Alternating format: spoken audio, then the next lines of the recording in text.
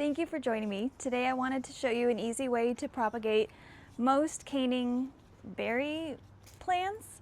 This won't work with things like blueberries or bushing berries, but it generally works for most caning berries.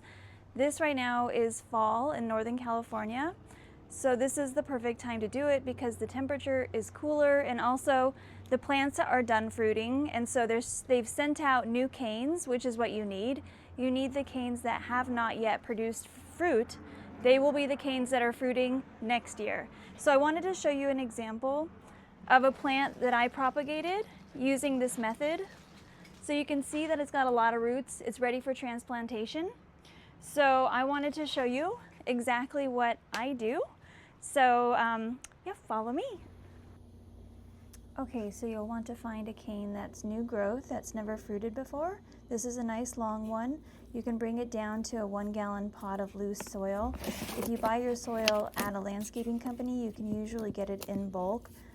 Topsoil, sometimes a topsoil compost mix, which is a lot cheaper than buying it in the bag. Then grab a rock, stick it into it, and that'll keep it from being displaced. And then you just leave it there for usually about several weeks to a month. Just checking on one that's been rooting for a couple weeks. You can see the roots are starting to develop, but it's definitely not ready yet. But now that it's started, it'll go pretty quick. You'll want to make sure that you also keep the soil moist. So especially if it's during the warm season, make sure you water it on a regular basis and try to keep it in the shade as much as possible. So this one's going to go for a few more weeks.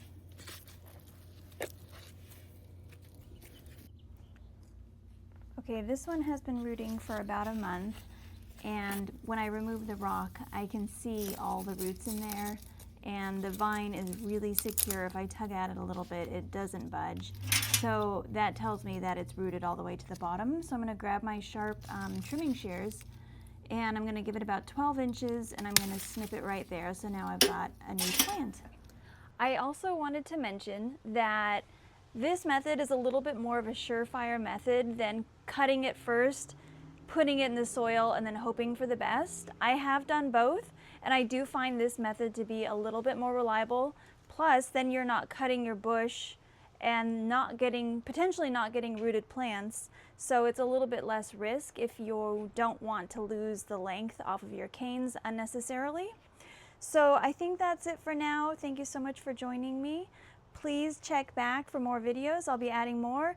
If you have any questions or comments, please leave them in the comment section, and I'll do my very best to get back to you as fast as I can. So thanks again, and happy gardening.